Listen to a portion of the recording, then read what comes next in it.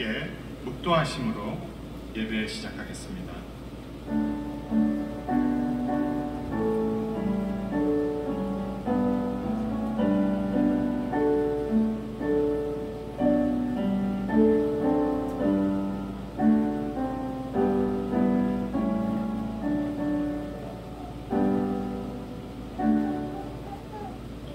아버지께 참으로 예배하는 자들은 신령과 진정으로 예배할 때가 오나니 곧 이때라. 아버지께서는 이렇게 저기 예배하는 자들을 찾으시느니라. 하나님은 영이시니 예배하는 자가 신령과 진정으로 예배할지니라. 아멘. 우리를 사랑하시고 선한 길로 인도하시는 하나님 아버지, 한 주간도 눈동자같이 지켜주시고 아껴주시고 건강한 모습으로 성전을 밟게 하시니 감사를 드립니다. 거룩히 예배드리면서 우리의 나약한 삶에 생기가 넘치게 하시고 믿음에 일치하는 것만을 결단하는 복된 시간이 되게 하시옵소서. 풍성한 결실을 맺는 계절에 넘치는 은혜의 기쁨을 맛보게 하셔서 영원한 주님의 기쁨에 동참할 수 있도록 축복하여 주시옵소서. 사랑이 넘치는 주님, 지난 주간 동안 그릇된 생각으로 살아왔던 우리들의 삶을 회개하오니 용서하여 주시고 잘못된 인격을 바로잡아 주시옵소서. 또한 우리가 때때로 하나님의 뜻을 망각하고 실족할 때가 많이 있사오니 죄악과 허물에 얽매인 저희들을 불쌍히 여겨주시고 용서하여 주시옵소서. 회개하고 뉘우치는 심령들마다 사랑과 은혜로 채워주셔서 우리의 모든 생각과 마음에 주님의 뜻을 닮아 살아가는 하나님의 옷을 덧입혀 주시옵소서. 주님께서 특별히 사랑하시는 이 제단에 기도와 영혼 구원의 은혜가 가득하게 하시고 주님을 향한 갈급한 심령들이 모두 치유되고 회복되는 놀라운 체험들이 넘쳐나게 하시옵소서. 무엇보다 하나님의 백성으로 선택된 저희들이 영적으로 승리하여 주님께 영광 돌리기를 원합니다. 링컨 한인교회가 하나님의 말씀으로 굳건히 세워지게 하시고 기도의 자리를 기뻐하고 찬양으로 감사를 올려드리기를 간절히 원합니다. 주일부, 청소년부, 청년부를 위해 기도합니다. 천하보다 귀한 생명인 자녀들이 고운 마음, 착한 마음으로 주님을 알아가며 주님을 닮아가는 귀한 삶으로 살아가며 꿈과 비전으로 세상에 좋은 영향을 끼칠 수 있는 믿음의 자녀들이 되기를 소망합니다. 새학기가 시작되면서 새 가족들이 교회에 오고 있습니다. 잘 정착할 수 있도록 믿음의 교제가 이루어지게 하시고 사랑 안에서 하나님을 잘 알아갈 수 있도록 인도하여 주시옵소서. 아프고 힘든 성도들을 돌아보아 주시고 말씀으로 치유함을 얻어 하나님 자녀로서의 감사가 넘쳐 흐르게 하시옵소서. 오늘도 귀한 하나님의 말씀을 들고 단위에 서신 목사님께 성령의 권능으로 함께하여 주셔서 우리의 연약함을 강하게 하시고 우리의 교만이 낮아지며 우리의 완악함이 치유될 수 있는 복을 허락하여 주시옵소서. 예수 그리스도의 이름으로 감사하며 기도드립니다.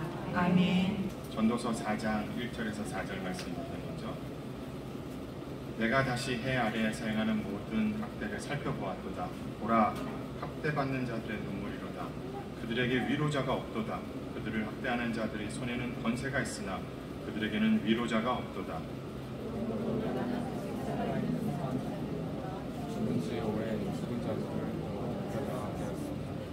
이 돌보다도 아직 출생하지 아니하여 해 아래에서 행하는 악한 일을 보지 못한 자가 더 복되다 하였다.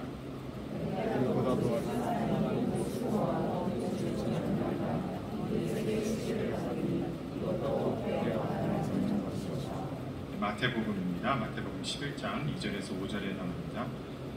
요한이 복에서 그리스도께서 하신 일을 듣고 제자들을 보내어 예수께 여짜오되 이를 우리가 지니오니까 우리가 다른 일을 기다리오니까.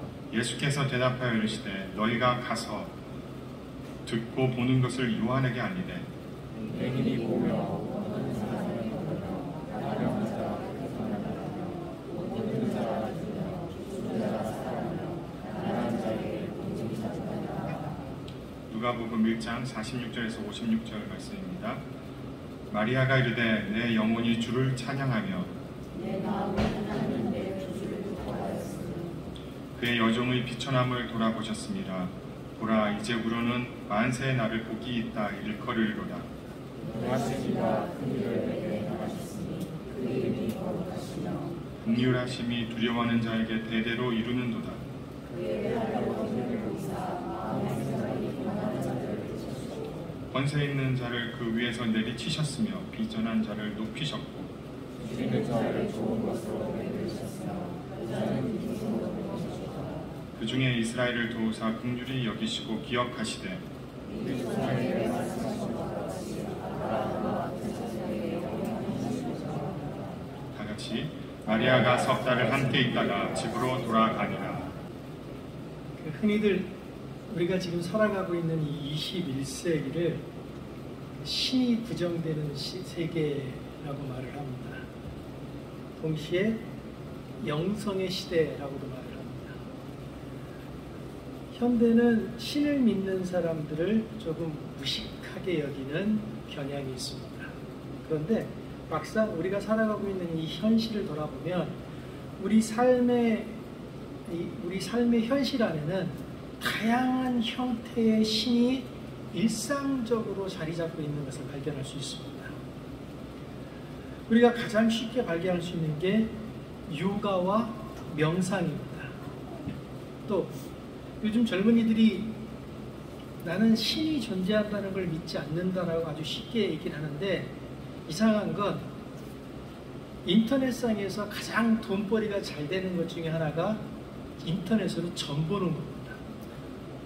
젊은 친구들이 인터넷을 통해서 그렇게 점을 많이 본대요. 또 종로에 가면 그 점 사주팔자를 보는 분들이 계시는데, 젊은 친구들이 연애만 하면 꼭 그 사주팔자를 보러 간답니다.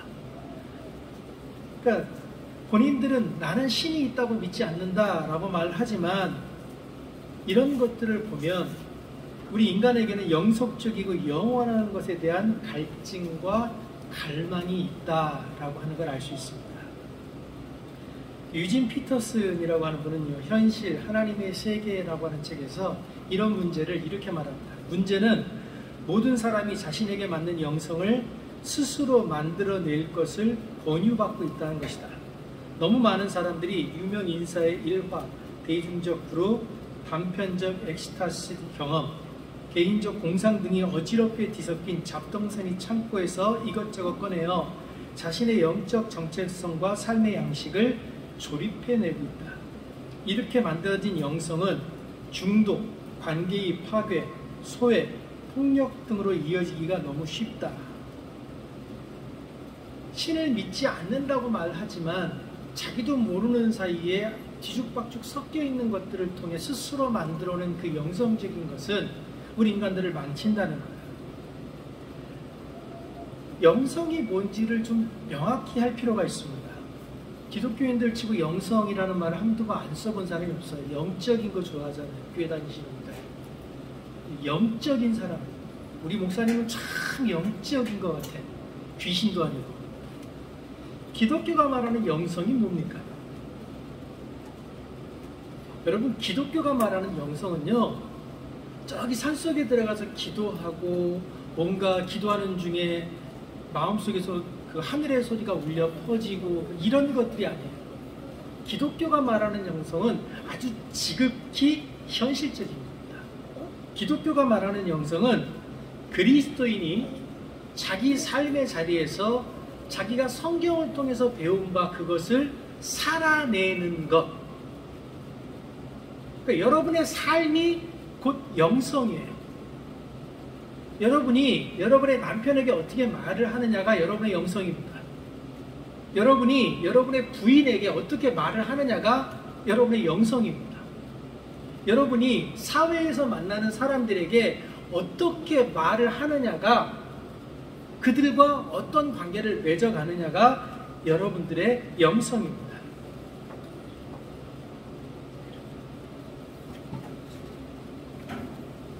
기독교의 모든 신조와 순조, 증거와 가르침, 결혼과 가정, 여가와 일, 설교와 목회의 목적이라고 하는 건 하나님에 대해서 알게 된 그것을 내 삶에서 살아내려고 하는 의도가 있는 겁니다. 그게 우리 삶의 목적인 거예요. 만약 우리가 그 목적이 없다면, 하나님의 영광을 향한 삶이 우리의 목적이라면, 우리가 배운 바를 살아내겠다고 하는 그 목적이 있다면, 그래서 우리가 배운 바를 살아내려고 한다면 거기에는 뚜렷한 길이 하나 존재합니다. 바로 예수님께서 이 땅에 오셔서 우리에게 계시하신 길입니다. 영성이란 바로 우리가 예수님께서 삶을 통해 우리에게 보여주신 그 길 위에서 일어나는 모든 사건들에 주목하는 겁니다. 굉장한 말인 것 같으나 그렇게 또 굉장한 말은 아니에요. 어쨌든 유진 피터슨이 그의 책에서 이렇게 계속해서 얘기를 했습니다. 그러니까 쉽게 말하면 기독교 영성은 하나님이 자기 자신과 자신에 대해서 계시하는 모든 것을 평범한 사람들인 우리가 우리 삶의 일터, 우리 가정, 그곳에서 그것을 살아내는 거라는 거예요.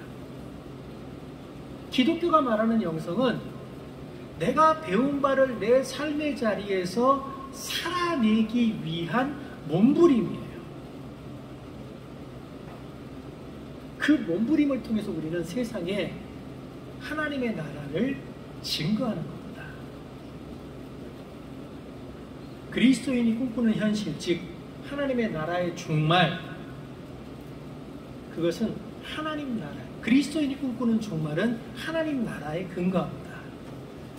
그래서 그리스도인은 종말에 비추어서 살고, 종말에 비추어서 생각하고, 종말에 비추어서 행동하고, 종말에 비추어서 자기가 배운 그 말씀을 세상에 선포합니다. 이사야는 이렇게 말합니다. 너희는 이전 일을 기억하지 말며 옛날 일을 생각하지 말라. 보라, 내가 새 일을 행하리니. 그리스도인은 과거에 얽매여 사는 사람이 아니에요. 하나님께서 우리 앞에 새로운 것을 행하실 것, 그 마지막 종말의 날에 우리가 어떤 사람이 될 것에 비추어서 살아간다고 하는 겁니다. 하나님이 이사야의 입을 빌려서 우리에게 선포한 그 새 일은 옛것의 종국이고 동시에 그리스도입니다. 교회는 옛것에 속한 세계에서 새로운 세계에 대해 말합니다. 그래서 교회는 옛것에 속한 그 세상을 즐거워하지 못합니다. 왜냐하면 교회는 세상의 종말에 관하여 이미 세상의 종말이 도래한 것처럼 말하고 세상이 심판에 처한 것처럼 지원하기 때문에 그렇습니다. 어렵습니까?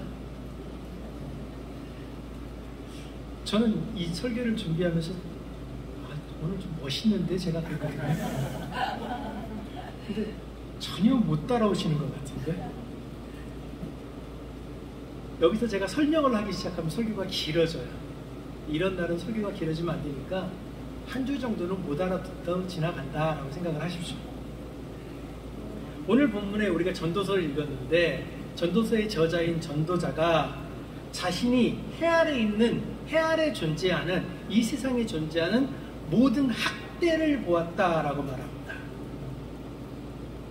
전도자의 말처럼 우리는 이 세상에 온갖 학대가 존재하는 그런 세상을 살아가고 있습니다.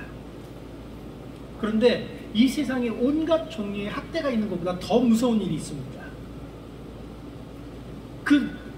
정말 무서운 그 말을 전도자는 뭐라고 하냐면, 타인을 학대하는 사람들에게는 권력이 있는데 그 학대를 당하는 사람들을 위로하는 사람이 없다라고 말해요. 이게 너무 힘든 거예요. 타인을 학대하는 사람들은 권력을 가지고 있는데 그 학대하는 사람들을 위로하는 사람이 없는 세상을 우리가 살아가고 있다는 겁니다. 티머시 켈리라고 하는 사람이 거짓 신들의 세상이라고 하는 책에서 이렇게 말합니다. 아무리 좋은 것도 적절한 한계를 넘어서 지나친 집착이 대상이 되면 짝퉁 하나님이 된다는 걸 우리는 잘 안다.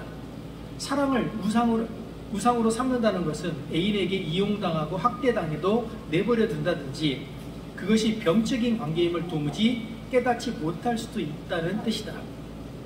우상을 숭배하는 것은 우상의 노예가 되는 것입니다. 여러분 한 번쯤 다 들어보셨을 신학자인 라이놀드 리버라고 하는 분이 있습니다. 이분이 그의 책에서 이렇게 말을 해요. 도덕적 인간과 비도덕적 사회, 한국말로 그렇게 번역되어 있는 책인데 그 책에서 이런 말을 합니다. 인간 사회는 인간 생활의 시작보다 역사에 더 깊게 뿌리를 두고 있지만 인간들의 집단적 생활의 문제를 해결함에 있어서 별다른 진전을 보지 못하였다. 인간의 재주가 인간적 욕구를 충족시키기 위해 자연이 제공해주는 재화들을 아무리 증진시켜준다고 하더라도 그런 재화는 결코 모든 인간의 욕망을 충족시켜줄 수는 없다. 왜냐하면 인간은 다른 동물과 달리 생존의 필요성을 넘어 욕구를 확대시키는 상상력을 갖고 태어나기 때문이다. 불행히도 자연의 정복과 그에 따라 인간이 누릴 수 있는 혜택의 증가는 정의의 문제를 쉽게 하기는커녕 더욱 어렵게 만들었다. 또한 인간에게 해를 끼쳐온 자연의 동리를 뽑아버린 정의의 실현이 더욱 어려운 사회를 새로이 만들어냈다. 개인으로 사람은 서로 사랑하고 봉사해야 하며 서로 간의 정의를 확립해야 한다는 사실을 믿는다. 그런데 인종적, 경제적, 국가적 집단으로서의 개인들은 스스로 그 힘이 명하는 것이면 무엇이든 한다. 개인과 국가는 도덕적 이상이 서로 다르다. 사회를 중심에 놓고 보면 최고의 도덕적 이상은 정의이다. 그리고 개인을 중심으로 놓고 보면 최고의 도덕적 이상은 이타성이다. 사회는 여러 면에서 어쩔 수 없이 이기심, 반항, 강제력, 원한 등과 같이 도덕성이 높은 사람들로부터 전혀 도덕적 승인을 얻어낼 수 없는 방법을 사용하게 될지라도 종국적으로 정의를 추구해야 한다. 그리고 개인은 자신보다 뛰어난 것을 보고서 자신을 잃기도 찾기도 하면서 자신의 삶을 실현해 가도록 노력해야 한다. 이 도덕적 입장은 서로 배타적이지 않으며 양자 사이의 모순도 절대적이지는 않다. 그렇다고 쉽게 조화되지도 않는다. 리버가 말하는 국가가 추구해야 하는 최고의 도덕은 정의입니다. 그렇다면 국가가 그 추구해야 하는 그 정의는 뭡니까? 국가는 도대체 어떤 정의를 추구해야 그 국가로서의 가치가 있습니까? 아리스토텔레스가 이것을 이렇게 정의했습니다. 사람들이 마땅히 받아야 할 것, 즉 권리, 소득, 기회, 부, 권력, 명예 등의 희소한 것들이 그것을 받을 자격이 있는 사람들에게 돌아가도록 하는 것. 소크라테스는 이런 나라가 아름다운 나라다라고 말했습니다. 그러면 현재 우리가 살아가고 있는 이 나라는 아름다운 나라입니까? 전도서를 기록한 사람은 솔로몬입니다. 솔로몬은 성경에 나오는 모든 왕들 중 가장 지혜로운 사람이었고 가장 부조였고 가장 넓은 영토를 차지하고 있었고 가장 강력한 군사력을 가지고 있는 사람이었습니다. 그런데 그 가장 대단했던 솔로몬, 그 왕이 다스렸던 그 나라는 아름다운 나라였습니까? 솔로몬 스스로가 오늘 그 나라가 아름답지 않다라고 부정적으로 말합니다. 우리가 오늘 본문에서 읽은 것처럼 나는 세상의 모든 학대와 슬픔을 보았다. 학대받는 자가 눈물을 흘려도 위로하는 자가 없으며 학대하는 자에게는 권세가 있다. 그래서 나는 이미 죽은 자가 지금 살아있는 자보다 더 행복하다고 선언하였다. 그러나 이보다 더 행복한 사람은 아직 태어나지 않아 이 세상의 악을 보지 않은 자이다. 솔로몬이 보니 이 세상에 온갖 학대가 넘쳐난답니다. 그래서 그것들을 아예 보지 않은 태어나지 않은 자들이 가장 행복하다고 말합니다. 세상의 모든 것을 다 가지고 있는 솔로몬이 세상을 바라보면서 학대니 어쩌니 그랬다면 우리의 삶은 어떻겠습니까? 솔로몬이 이 세상을 살아가는 게 힘들다고 그렇게 고백을 했으면 솔로몬보다 못한 삶을 살아가는 우리들의 삶은 얼마나 힘들겠습니까? 순자가 한 말 중에 이런 말이 있습니다. 선의 이후 리자영, 성리 이후 의자욕이라고 합니다. 의의를 앞세우고 이익을 뒤로 미루는 사람은 영예롭고 이익을 앞세우고 의의를 뒤로 미루는 사람은 치욕을 당한다라고 하는 말입니다. 그러나 사람이 정의를 앞세우고 자신의 이익을 뒤로 미룬다고 하는 것은 매우 어려운 일입니다. 이게 얼마나 어려운 일이었는지는 정약용 선생이 쓰신 그 목민심서를 보면 나옵니다. 이런 글이 나와요. 조선의 청백리로 뽑힌 이가 모두 110명인데 이 청백리가 뭔지를 아시죠? 아빠한테 물어봐. 청백리로 뽑힌 이가 모두 110명인데 태조 이후에 45명, 중종 이후에 37명, 인조 이후에 28명이며 경정 이후로는 이렇게 뽑히는 일마저 끊어졌다. 그래서 나라는 더욱 가난해지고 백성은 더욱 공궁해졌으니 어찌 한심스럽지 않겠는가. 400년 동안 관복을 갖추고 조정에서 벼슬 한 자가 수천 수만 명이 되는데 청백리에 뽑힌 자가 겨우 이 숫자에 그쳤으니 역시 사대부의 수치가 아니겠는가. 관직에 뽑힐 만큼 대단한 지혜를 가진 사람들이 수천 수만이었는데 그 수천 수만의 사람 중에 청렴하고 결백하다라고 뽑힌 사람이 겨우 110명이었답니다. 나머지 수천 수만의 인간들은 그 권력을 이용해서 자기의 이득을 취했다는 거예요. 그러니 얼마나 많은 사람들이 고난을 당했습니다. 그래서 솔로몬이 말하는 겁니다. 이 세상에 온갖 학대가 넘쳐난다. 반면에 누가복음의 마리아는 어떤 인생을 살고 있습니까? 천사 가브리엘이 마리아를 찾아와서 말을 전합니다. 네가 잉태하여 아들을 낳으리니 이름을 예수라 하라. 말도 안 되는 소리예요. 남자를 알지 못하는데 갑자기 잉태한다는 소리를 들어요. 그런데 그 말을 듣고 가브리엘과 대화를 마친 마리아가 하나님을 찬양합니다. 내 영혼이 주를 찬양하며 내 마음이 내 구주 하나님을 기뻐하는 것은 그가 이 천한 종을 돌보셨습니다. 지금부터는 모든 세대가 나를 행복하다 하겠네. 능력 있는 분이 나를 위해 큰 일을 하셨으니 그의 이름 거룩하여라. 그를 두려워하는 사람들에게 자손 대대로 자비를 베푸시는구나. 그가 권능의 팔을 펴서 교만한 자들을 흩으시고 권력자들을 높은 자리에서 끌어내리셨지만 낮고 천한 사람들을 높여주셨네. 굶주린 사람들에게 좋은 것으로 배불리 먹이셨으나 부자들은 빈손으로 보내셨네. 그의 종 이스라엘에게 자비 베푸는 것을 잊지 않으시고 기억하여 그를 도우셨으니 우리 조상들에게 말씀하신 대로 아브라함과 그 후손에게 하신 영원한 약속이었네. 마리아는 이렇게 말합니다. 그가 이 천한 종을 돌아보셨습니다. 이 말은 하나님께서 마리아 자신을 위로했다는 의미입니다. 이스라엘 역사상 가장 지혜로운 왕이었던 솔로몬의 시대에도 사람들은 권력자로 인해서 압제를 당했습니다.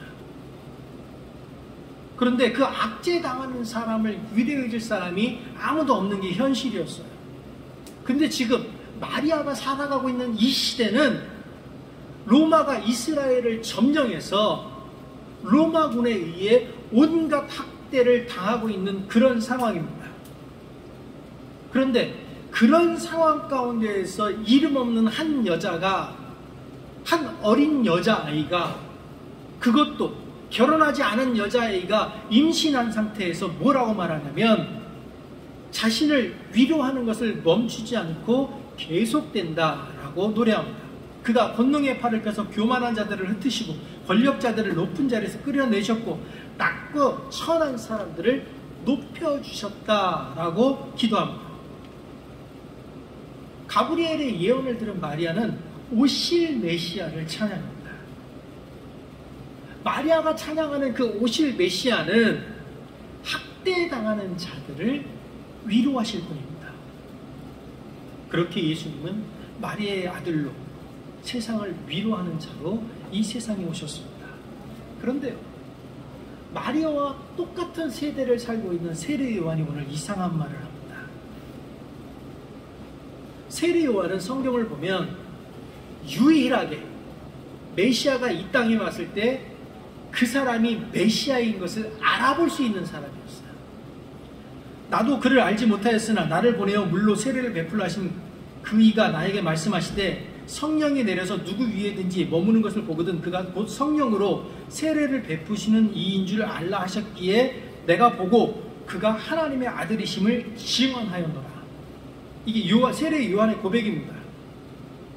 그리고 세례를 준 후에 자기 입으로 사람들에게 예수가 메시아다라고 선언했어요. 그런데 시간이 지나면서 세례 요한의 마음속에 예수가 정말 메시아인가? 라고 하는 질문이 들어오기 시작했어요. 왜냐하면 예수를 메시아로 믿기에 예수는 너무 평범했어요. 예수가 만약 정말로 메시아라면, 이스라엘을 구원할 사람이라면 시간이 지나면서 자기 무리를 만들어야 돼요. 군대를 조직하고 정치적인 배경을 만들어야 되는 거예요. 근데 그는 군대를 모집하지도 않았고 정치적인 배경을 만들지도 않았습니다. 그는 그냥 그저 떠돌이 방랑처럼 떠돌아다니면서 사람들을 만났고 그들에게 자신이 믿는 그 하나님의 나라를 선포했습니다. 더 이상한 건 예수 그리스도가 사람들에게 선포하는 그 하나님의 나라는 세례 요한이 기다리던 그 하나님의 나라가 아니었다고 하는 거예요. 거기다 세례 요한은 오직 하나님의 일을 위해서 지금까지 살아왔어요. 그런데 오직 하나님의 뜻만 전하던 그 세례 요한이 지금 감옥에 갇혔습니다. 무엇을 잘못해서 감옥에 갇힌 게 아니에요. 바른 소리 했다는 이유로 감옥에 갇힌 겁니다. 그래서 도무지 세례 요한이 자신의 삶을 돌아보고 예수를 돌아보니까 예수는 메시아가 아닌 거예요.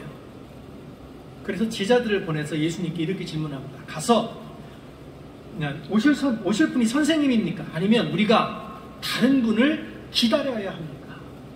보십시오. 자기가 사람들에게 이분이 하나님이 보내신 메시아다라고 선언을 했어요. 그런데 지금 와서 우리가 다른 분을 기다려야 하는 겁니까? 라고 묻어요. 세례 요한의 마음속에 의심이 들어온 거예요. 그의 믿음이 흔들리고 있는 거예요. 그가 온갖 학대를 당하다 보니까 내 삶에 온갖 고난이 다가오다 보니까 내가 견딜 수 없는 고난 속에 헤매다 보니까 그 고난의 시간이 길어지다 보니까 예수 그리스도를 의심하게 된 겁니다. 제자들이 예수께 와서 그대로 묻습니다. 오실 그이가 당신입니까? 아니면 우리가 다른 분을 기다려야 합니까? 그러자 예수님이 이렇게 대답하십니다. 가서 듣고 본 것을 요한에게 알려라. 소경이 눈을 뜨고 앉은뱅이가 걷고 문둥병자가 깨끗해지며 귀머거리가 듣고 죽은 사람이 살아나고 가난한 사람에게 기쁜 소식이 전파된다고 하여라. 예수님은 요한의 제자들에게 직접적으로 그래 내가 메시아다 라고 말씀하지 않으셨어요. 예수님은 그저 예수님의 제자들, 당신이 정말 메시아입니까? 라고 묻는 예수님의 제자들에게 당신이 어떤 일을 하고 있는지를 말씀해 주셨습니다. 예수님은 당시 이스라엘의 소외된 자들, 즉 학대당하는 자들이 소경, 안증뱅이, 문둥병자, 귀머거리를 고치셨습니다. 예수는 그들을 회복시킴으로써 그들이 더 이상 사회적 학대를 당하지 않도록 그들의 삶을 보호하셨습니다. 예수님이 선포하는 하나님의 나라에는 더 이상 학대가 없다고 하는 것을 삶으로 보여주셨습니다. 그런데 예수님이 전하는 이 하나님의 나라가 당시 권력을 가지고 있던 사람들을 화나게 했습니다. 마음이 부유한 사람들, 삶이 언제나 행복한 사람들, 강한 사람들, 가진 것이 많은 사람들, 권력이 있는 사람들에게 예수님이 전하는 그 하나님의 나라는 필요 없었습니다. 왜 그들에게는 예수님이 전하는 하나님의 나라가 필요 없었습니까? 그들은 이미 하나님 나라를 살고 있기 때문입니다. 달리 말하면 예수님이 전하는 하나님의 나라가 이 땅에 이루어지면 그들이 지금 현재 살고 있는 하나님 나라가 사라진다고 하는 겁니다. 그래서 그들은 예수님을 미워했던 겁니다. 그런 그들에게 예수님이 이렇게 말씀하셨습니다.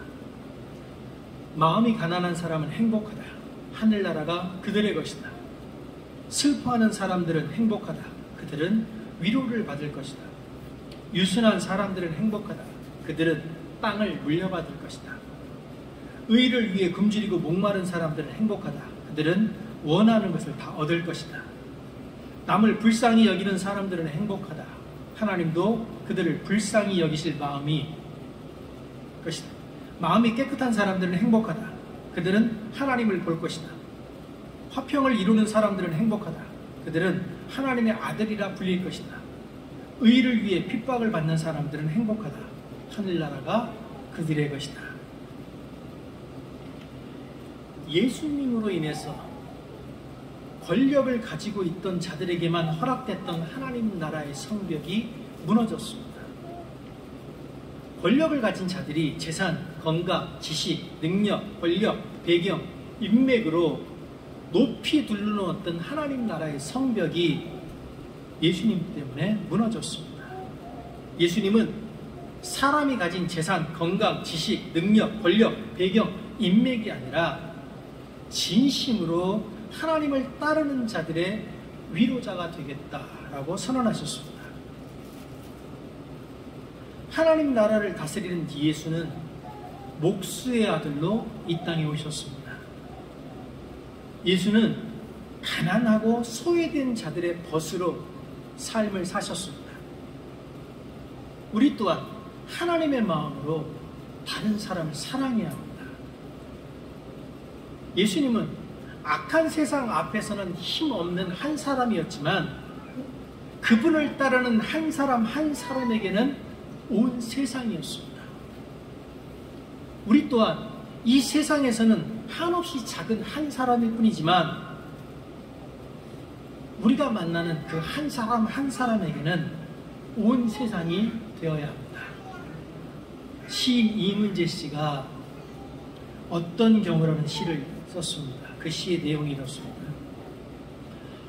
어떤 경우에는 내가 이 세상 앞에서 그저 한 사람에 불과하지만 어떤 경우에는 내가 어느 한 사람에게 세상 전부가 될 때가 있다. 어떤 경우에도 우리는 한 사람이고 온 세상이다. 기도하겠습니다.